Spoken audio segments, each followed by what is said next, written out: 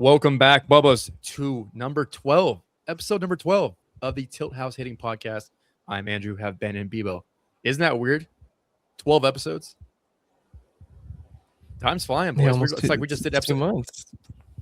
Isn't that crazy? And then all of a sudden the playoffs can be here, and then off season, and then we're gonna talk about the lockout for the next 3 years. Then they really have to tune in. There's nothing else. Then we gotta tune into Banana Ball. Yeah, Banana Ball is gonna carry us through the lockout. Sure. This is. Sure. Have you seen Cosmic Ball? I have seen Cosmic Ball. I don't know. They're coming to Fresno like next week or something. It's just glow in the dark. I didn't even really know that was a thing. It's to Biden. No, they're yeah. Oh, No, the Grizzlies. Yeah. I was Let's like, just make a personal request. So, like, when the CBA agreements end, it's always in an Olympic year, so that at least, if we're like held out until July or, in the summer, whenever the Olympics are, we get the Olympics for baseball. Because then it's a win-win. Because it's like, otherwise people don't want. But then again, I'm sure there's all kinds of liability risks with that. So never mind. That's probably a terrible idea. is baseball back in the Olympics? Am I Yeah. living? Yeah. I I got tickets. How long has that I been got going tickets to the Olympics. It's there at Dodger Stadium. Is this the first time, or How did you get tickets? I'm a local. I'm considered a local, so I had access to tickets. I got golf and baseball. As I was gonna say, like this is obviously off topic, but I was hoping for golf. That was Riviera Country Club and Dodger Stadium. And how'd you get these tickets? I'm a SoCal resident, and the games are in SoCal. So they're just giving everyone. Access. They're just giving them based upon your address that you enter and whatever. I don't know how they're fact checking it, but yeah. I got access, so I bought in. They were expensive as shit. Like I paid I want to say nosebleeds, and not like nosebleeds, but like $120 a ticket for higher seating. And then the golf was a similar type of price. 120 is not that bad. And I paid 2.5 years out. You know what I mean? Like it's a long-term investment right there. Hey, that inflation nowadays, that's gonna be like 170. Thank God you paid now. Yeah, I guess so. Shoot, maybe I'll flip them. It'd be worth like 300 by then. Going into reselling or ticket wholesaling, whatever it is. Oh yeah. I'm gonna buy them all. You need your Olympic tickets. Come hit your boy up. A lot has happened this week. I mean, a lot. I feel like more than the deadline. The big thing though that scared me is Sal Stewart and Nick Gonzalez getting hit in the head this week. Like that is no joke. And I don't take this lightly. Like I wore a C flap ever since college. High school I could get out of the way. We were facing what? 79, 82. Yeah. Pro ball, college, bro. I don't know how anyone doesn't wear a C flap. Like respectfully, like it is scary to not wear a C flap nowadays. Like, and then 2 C flap hits in the same week, almost like back-to-back days, like 94, 95. Like, yikes! Like that's breaking a jaw. You're done for the year, especially with the Pirates and like Reds. Like they're just done, and it's a scary sight. So anyone watching this, please invest in a C flap now, and then you'll be thankful later if God forgive, and hopefully it doesn't happen. But if it does, you're not getting new teeth and veneers. You're just telling parents to buy more things, dude. They already buy enough. Yeah, kids already got enough accessories. We've been over this, bro. This is protection. This is not a want. This is like a necessity. Okay, hey, but did you see the first pitch though on Sal Stewart? Do you think that was? I don't think it was intentional. I know he was like, whoa, but I don't think it was intentionally at his head. You guys have an opinion on that? You're talking about Davis Martin, right? Yeah, and he was literally right away. He was like, I don't think that was intentional. But he did it twice. Yeah, I know that, but you don't if you're gonna throw at someone's head, you're gonna be like, fuck you. You know what I'm saying? Not like. Yeah. You also know the context. You know the context behind what happened, right? He absolutely shit on a ball, and he was fucking he absolutely pimped on it. He shit on a ball, and if I'm not mistaken, he had just given up a grand slam. Could be wrong there, but yeah, that was kind of what was behind it. I love Geno Suarez, dude. Geno Suarez, like known good guy in baseball. He's just coming out, and you can see him. You can lip read it. You can't hear it. He's that's not right. That's not right. Just screaming at Davis Martin, wagging his finger. It was hilarious. I had I don't this think exact same take, Ben. Like that's one of the first things that popped in my head was like, yeah, Suarez he's a cool guy, like, and I feel like he could like calm the situation down like he did. So Yeah. still. So parents or kids, get a damn C flap. It is worth the investment. It is a worthy investment, not some dumbass freaking my 5th Evo Slide shield field? to wear. Slide gloves. Yeah, bro. Sliding mitts. We Sliding can go mitts. on and on about the whole sliding bits and the candy canes and the ice cream cones and whatever else they freaking have in colors. So yeah, but or I mean, yeah, that's fine. But going back to Sal Stewart, I don't even think he really pimped it or anything. Like he just hit a home run. He stared at it for a second, didn't look at Martin, didn't look at the White Sox, and just took his trip around the bases. Like he didn't do anything extra that we don't see every single day. So yeah, Yeah. I didn't. Like I said I don't think there was a reason to throw at him in the first place. That makes me think like because it's not like he sat there and like did some like Tatis where he stepped forward, stepped back, and then kept running. Like you know what I'm saying? Like he just took his pump, like admired his work. I would do it on a freaking hanger banger, right? And just walked around the bases. But that's just me. Oh, shout out Turner Hill. Congratulations, Big Turner. If anyone wants a cool story to go look at in the MLB right now, it's Turner Hill. 27 years old, D3. He signed as a free agent, my draft class. Like, so we were like 3 or 4 months in, or like 3 or 4 weeks, into the season. And he was a free agent sign out of a D3 out of Marietta, Ohio, not Georgia, Marietta, Ohio. And now he got his first big league RBI yesterday, and he got his first big league hit today. And it is a cool story to go watch and go read up on. And he's basically the lefty Luis Arraez that plays outfield.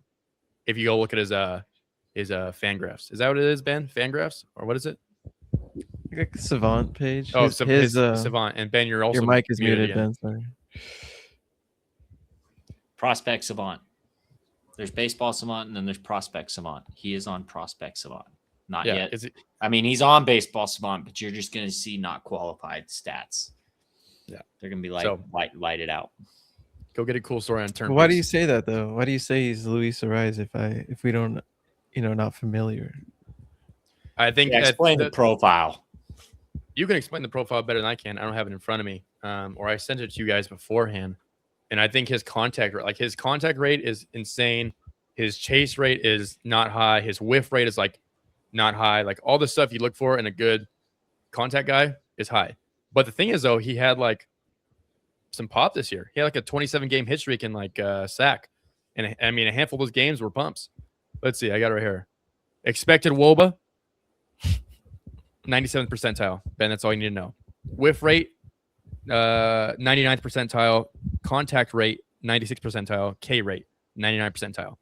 So he's not swinging and missing. Like he's putting the ball in play. And when you put the ball in play, good things happen. Ben, this guy's right up your alley. You're going to love him. Hell yeah.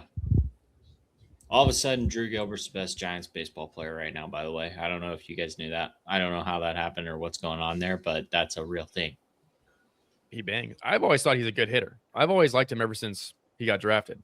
Like the leg kick, he's just, once again, can you make a forward and back move, not a giant leg kick and go forward and forward? Sorry, this is Giants homerism too. Did anybody see Rafi Devers' home run today on Sunday? Yeah. Dude, I did, actually. That's a golf swing. That's a 9-iron. That's a literal 9-iron. That pitch was like how many feet off the ground? I think it was Sarah Langs tweeted something out about it. It was like a foot off the ground or 0.91 or something like that. Feet off the ground. Yeah, 0.9 feet off the ground. And it was like, you looked at the underdog tweeted it too. It's like Rafi Devers hit this pitch into the bay. And it's like the box is like here and the pitch is like all the way down here. It's just ridiculous. It's a back foot curveball that he clipped. Absolutely clipped.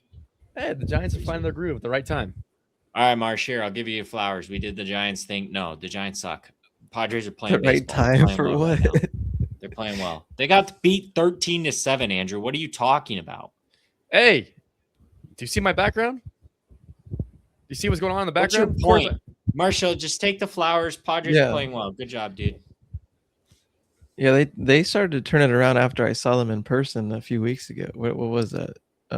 July, second week of July, and we had that walk off with Cronenworth in the ninth, and then ever since then it was just like, oh, I mean, if they start hitting, they have a chance. And then that's basically what happened. Ty France has been hot, Tatis has been hot, Machado's contributed, Merrill's become Merrill again like he was early in his career. So Rengifo just came out of nowhere. He's playing outfield, hitting bombs. Yeah, I don't know. I mean, like Andrew said, Giants playing good at the right time. Padres playing good at the right time. Their bullpen's been locked down, obviously, all season. So what was missing was the bats.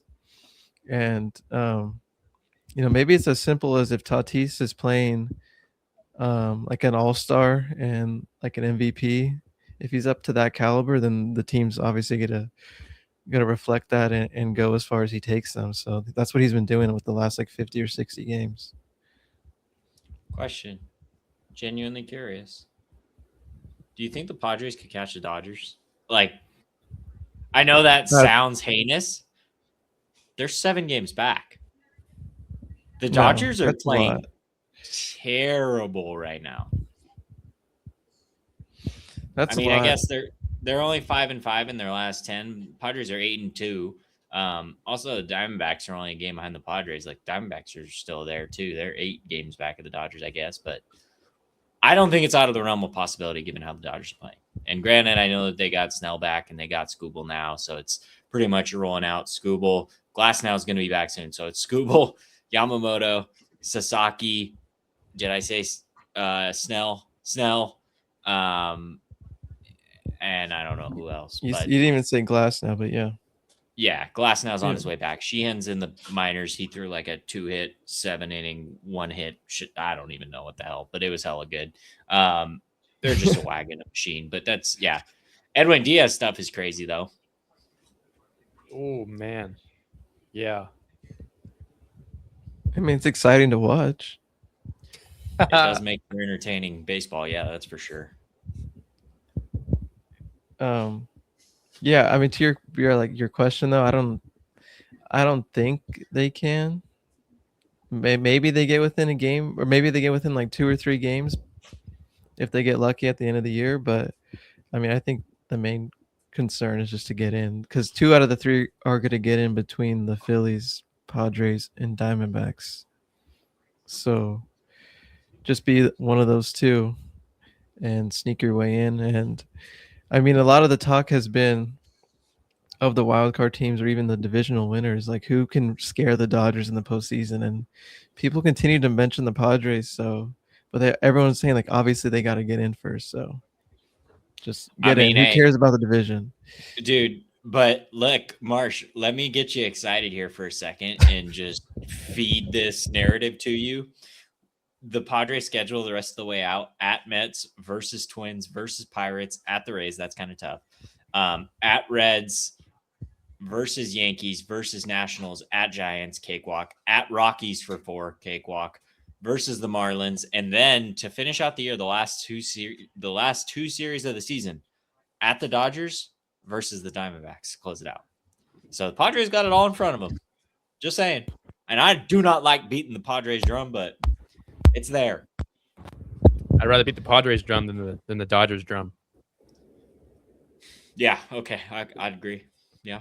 So, I mean, it seems like it plays out perfectly every year where one of these divisions or these wild card races, you're always playing like that opponent like in the last week or so. So hopefully by then, the time they get to the Diamondbacks, like they need to like sweep them or something, like just because if it's what it is now, then that's gonna be scary last week. It's gonna be but like not if you take care of business against, like you said, of course, the Marlins, Twins. Like Marlins are good. Don't say the Marlins. The Marlins are like too. They were good. and then they came back down to reality. The soft spots, and even like the Mets. I think the Mets swept this weekend. They swept the Nationals, but like the soft spots right now are like the Nationals, the Angels, the A's, the Giants, the Rockies, the Reds, the Pirates. To be honest with you, they're struggling big time. The Royals. Outside of that, like everybody's kind of somewhat competitive. Yeah. It's literally crazy. And I'm sorry, guys. The Royals, the A's, and the Angels are the only teams completely out of it in the AL. And then all other teams are within 3 games of that last wild card spot, which is just ridiculous. Like to be this point in the season, like mid-August, and that be a fact is insane. Or the fact that the Orioles are 61 and 63 and they're hanging on to a wild card spot, like with a losing record. Just swept the Rays. I mean, they are okay. I will give them the credit; they are getting hot, but still. I think the point is that it's crazy to be under 500 and be a playoff team. Because look at the NL, and you would never be close to a spot. No. Whoever gets through the NL is beating the AL in the World Series. That's all I know. I don't think that's true. Anything can happen. No. It's, yeah. There is a beast, and then there's a little brother. The beast is the NL. The little bros is over in the AL. Like unless, no, I did no. What if the Dodgers or the Braves or whoever comes out of the NL has to play, or the Brewers has to play 7 games a series? All their arms are taxed, get an injury or two, and then by the time they creep into the World Series, they're facing a fresh insert team, and they've got all their guys lined up. That's just the worst possible hypothetical. I mean, it's totally realistic. Imagine Mizorowski goes down, and then imagine the NL is extremely Terrain goes down. Exactly. Yeah. I mean, but like whoever comes out of the NL is going to win it. And I know baseball is baseball, but no way. There's just no way. Like the AL is so weak. But it is so bad. If somebody breezes through the AL, hot, they get everything lined up. Like they get all their guys hot. And I know. Look at the Giants in 10, 12, and 14, bro. We were spoiled. We were never supposed to be there, and we just found a way to get hot at the right time. I get it. But what division are they in? They're in the NL. What does that have to do with anything? I was just trying to say that. He's saying the NL's been good for the last 16 years. 16, bro. It's been 10, 12. No, 16. You said 10. Holy shit. 16 years. That's crazy. Damn, we're old as fuck. Yeah. God damn, boys. Before we move on and start talking about other teams, Ben already brought up the Padres. And this is technically a hitting podcast, so I told Andrew I was going to ask him this, but like right in the beginning, you said, what did you say about a leg kick? You said like you can't make this type of move. You said like a forward. You can't have a big leg move. kick. Yeah. So explain that. So basically, right, a forward move is when you were, lunging at the ball, making a forward move with both your hands and your front foot, and you're trying to time it up perfectly. Whereas the elite hitters, the good hitters, what you should be trying to do is make a forward and back stretch. So as you go forward, you are riding out that forward move, and you're able to launch when you want to versus when you have to. And there's a big difference of that, especially when you're facing 95 to 97, or if it's an off speed, right? When I want to, I can still hold it for a tick longer and then go versus, all right, my foot's down, but I got to shift my weight. But it's like, all right, well, flick, and hopefully something squeaks through. Yeah. And I think we've seen that big difference with Tatis specifically, because early on in the season, it looked like everything was forward move. It was his leg, it was his hands. And then as you go through his hot streak here, he's now has an open stance, and he closes his stance with his leg kick, but it's pretty much straight up and down, and he's become what seems like one-legged. So if you guys want to look at a before and after, go look at Tatis early on, go look at him now, and you'll see what Andrew's talking about. Like early on, very pushy, gaining a lot of ground to the pitcher, and then now open stance, kind of hovering that front leg with his leg kick, and then staying back really well. So it's contributed to his hot streak. Speaking of absolutely torching, how about Joshua Baez torching the Cubs for his first ever MLB game? That was pretty insane. It's like, oh, he hit one. I know you guys were talking about in the group chat. He's like, oh, he hit one, 400 feet. Oh, he hit another. He's hit three. And it's like, holy crap. Like what a absolutely first start to that guy's career. And I mean, like, that's just something he'll never forget. Yeah, he hit I'm pretty sure he hit the furthest like homer for a first career homer in the major leagues. He passed Judge basically for the furthest homer distance for a first major league career homer.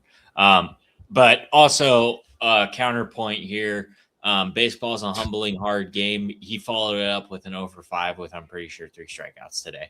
So that's baseball, boys. You think he's Babe Ruth, and then, team scores 11 runs and he does nothing about it. So, it's a tough game. It's a humbling game, but good for the kid, dude. That's an awesome, awesome debut, and it's literally one of one. Like, there's been, like, nobody. So the fact that he was able to do it, and it's not hitting 3 homers is insane. Hitting 3 homers in your first game, I doubt in our lifetime, like, ever again. I doubt. I'll take the other side of it 100%. That first home run, by the way, went 449 feet. Yeah. Absolute Bomb. Yeah, he had like a whole section dedicated to him too. Did you see that? Like, wherever he's from, they were all there. So, and especially like they went crazy for the first one, of course, but it seemed like the pop got even louder. You know what build he kind of has that he reminds me of? No, but build and swing, JD Martinez. Is that insane? I need to see it again. I think is AK frozen? No, he's running clip. I'm trying to think. Because when I saw his swing, it reminded me of someone too. I just don't have that name. But yeah, Andrew, post that clip, JD and him. See what they say. Is Ben right? All right, we'll find it. Question: hey, do you guys think the Yankees fall out of wild card contention, being only 8 games up? That's real talk though, because they are currently injury plagued, and I mean, since the All-Star break, the whole entire lineup has a 636 OPS, second worst in baseball. Do you guys think they hold on to that, that number 1 wild card spot, or unless these guys come back, they can, kind of, flip around? Yeah, they'll weather the storm. I think just because of their pitching alone, I love their pitching. They got Schlittler, Cole, Fried, Rodon's due back soon. Ryan Weathers just pitched like a 1 in his like last 4 starts. He has like a 0.85 or a 0.9 or something like that. So they got starters, who are going to keep them in baseball games and, keep things competitive and close. And I think that naturally, like, guys are in their worst possible forms. Like, if they're just slightly better than that, I think Ben Rice was in like a 10 for 73 stretch. Like, if he's, 20 for 73 and a little bit more to where he normally is, like, how much better are they? Yeah, I know that they're slumping, but, I think that it'll level itself out a little bit. I think Luis Garcia will get going, be a little bit better. I think guys like Jazz, all these guys, right? They're like in like big slumps. I think that they'll just be slightly better, and as a result, the pitching keeping them in games. They'll slowly continue to progress and start winning some ball games. Yeah, I think the main thing is just the pitching. Like he listed those names. They're pretty elite. Rotation wise, and then like the thing in their favor is, like we mentioned already, like the Rangers are currently 3 games under 500, so that's a pretty far dip to get that far. Like I think it's more likely that they would win the division than they would fall out of playoff contention, and I don't think either is likely. So schedule a watch, just so you know, at Orioles versus Blue Jays versus Astros versus Red Sox. Could get interesting. Those are all 4 teams right there muddled up in, in that range of wild card contenders. Hey, remember how we talked about though earlier in the year about like Ben Rice just being like an unlucky player last year? If you guys look at his page right now, same thing's happening. Like if you look at his outs, like his out, they're not like weak outs. Like they are hard hit balls, like literally right at guys, and they're just not falling. And I think he's just hit that like can't buy a hit right now, and for whatever reason, just one of the most unlucky stretches right now in baseball. So I think that's more what it is, at least for Rice. I can touch on that because I have been watching a handful of Yankee baseball recently, and that seems to be the case where he's just pisses on something. Could easily have a 2-for-4 day, but now he's 0-for-4. So again, like you said, baseball, and it freaking blows when that shit happens to you. By the way, the Yankees are probably never going to trade with the Giants ever again. What makes you say that? Doval and Ramos have been atrocious for the Yankees. Ramos was like in an 0-for-23 stretch. He's been pretty brutal over there. My biggest fear. Speaking of brutal, sorry, circling back around, Kyle Tucker, he's 0-for-19 on the Dodgers homestand and got benched Saturday because he was literally struggling so bad at Dodger Stadium. Like, bro, he's getting paid $60 million and they're kind of treating him like a platoon player at home. Like, it's kind of insane, dude. I don't know. I saw that. Interesting. Yeah, dude. I drafted him second in fantasy, so he was my second round pick, and it was just like, oh, perfect. This guy's, we know what he is. Like he's gonna go to the Dodgers and probably be even better than what he was with the Cubs, right? Like obviously he was great on the Astros, but the Dodgers always have a way of just like getting the best out of their hitters. They did it like when they originally signed Teoscar. It was just like, oh, this is no brainer. Like, dude, Teoscar's gonna break out even more. Obviously, he's aged since they originally signed him, but yeah, I'm pretty surprised with what's happened this season with him. Like, it seemed like he's like a sure top 5 MVP candidate for the rest of his career, and then he's really struggled. Yeah, but that Churio but like the playoffs, today. So yeah, he could turn it all around and then be a hero. And then who cares? It's all for moot. But Churio hit a ball to right that he dropped, and he ended up getting booed today at Dodger Stadium. So interesting developments going on in right field. I wonder if he can't see it, like a me at Eugene Park. I wonder if that's a situation where it's like the shadows, the lighting, the backdrop, whatever it is. Like I just can't fucking like his away stats aren't even bad. Like he's batting like 275, like close to an 800 OPS on the road. He comes home and just like can't fucking see the ball. It has to be something with the lighting, the backdrop that is just really fucking with him for that to be happening. Has to be, dude. Yeah, he's hitting 189 with 2 homers and 17 RBIs at home. Wow. Yeah. Look 60 at the away stats. People's away stats. Look, that's night and day. Like literally night and day. But yeah, no, I understand what you 75, 9 homers, 37 RBIs. Yeah. I understand like there's something clearly is going on, but what could possibly be the excuse though? Because Ohtani's left-handed, right? Freddie Freeman's left-handed. Like these guys have absolutely thrived, since they've been a Dodger. So I don't know.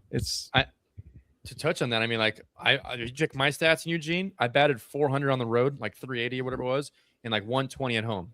And obviously we're playing the same park, but like guys like Turner Hill, Matt Higgins, other lefties I played with, like they had no problem. Like they're like, yeah, it sucks, but like I can see enough to deal with it. You know what I'm saying? And so everyone just happens to be different. So yeah, you're right. Are you guys worried about Judge? I know I'm talking about the Yankees a lot, but like I'm a little bit worried for Judge coming back and like how many at bats he's truly going to get before October rolls around. Not worried, Ben? No, I think no. Marsh, not worried? No. Marsh, go ahead. No. No. I don't know. Like in a weird way, like obviously he's going to be fresh. Like I know he's not going to be maybe not even 100% healthy, but he's going to be pretty fresh. And maybe this is a good thing because we've seen some struggles when he has played a full season and has had a great historic seasons, right? So who knows? Like, why not try it this way? Just be hurt for the last half of the season and see what happens. All right. This is my antithesis. This is my hot take for the week. Aaron Judge is going to come back. Aaron Judge is going to play like the World Series MVP. And Aaron Judge is going to literally lead this team alongside their pitching to a World Series victory. I think the Yankees are going to break through this year. There. I said it. I love Schlittler, Cole, Fried. 1, 2, 3. I don't care if you want to put Fried in front of Cole. I don't care if you want to put him in any order you want, right? If you don't want to do Schlittler game 1 because he's not earned his stripes yet, I don't care. I like the pitching. You can kick Rodon and Warren to the pen. You can shorten that rotation and go with 4. I'm not mad at it. Now, the bats need to get going a little bit more to help Judgy out. But I think that if you bring back Judgy, you get Stanton, running at somewhat of a pace, we got something there. I'm just saying. They got some interesting pieces for a playoff run because they got speed, they got power, and they got pitching. So that plays. And we see how these games go in the playoffs. It shortens. You get to the start. The starters come out of the pen like the Dodgers did with Glass now. 3-inning starts. There's different things going on. So, yeah. March, what you got last hot takes? Anything we got for this next week? I don't know. I hate to agree with Ben, but I think they're the team in the AL, and everything that he said I agree with. They need Bellinger back too. Mm-hmm. The only thing I'll say, this is to credit them. Is everyone always looks at like, oh, what team hits the most homers in the regular season? That translates to October. Even with all the Yankee struggles, like they're still gonna finish top 5 or top 3 like home runs as a team. So you can say that they can't hit this year. They can for sure pitch, but they still hit homers. So I mean, I think that'll still play in the postseason. Okay, give me your hot take. What's yours? I think the Rangers make one of the wild card slots and actually go farther than people think. Why though? I don't know. Just gut. You know when you have a gut feeling about something and you just like don't know why. Like you look at the stats, like this makes no sense. But if you get DeGrom, running DeGrom, you get Eovaldi back to throwing somewhat normal, healthy, good ball. I like. You guys are both hurt. They just dropped this series to the A's. Let him come back. That's why I said it's a hot take. Damn, off my shit. I said it's a gut feeling. No stats behind it. No research. I've just watched a handful of Rangers baseball recently, and I like where they're at. I don't care they just dropped the A's. Who cares? They're fighting for that third wild card spot. They're half game back. I like it. Get them in. So you're saying you think if the Rangers make it, they'd be more dangerous than if the Blue Jays make it? Yes. And the Tigers and the Twins and the Guardians. I think the Blue Jays are sneaky. Obviously, they played well last year in the playoffs, but Cease is a freaking Cy Young. Soriano's going to start pitching good since he's not with Mike Maddox anymore. Yep. And I don't know. They were scrappy in the all freaking playoffs last year, so I wouldn't want to see him if I was another team get in with the experience. I could see any of those teams going on a run outside of probably, and I want to look at the standings one more time, but outside of Minnesota, I'd say. I don't think Minnesota's. No thanks. By the way, you guys know I'm going to just toot my own horn here on the way out.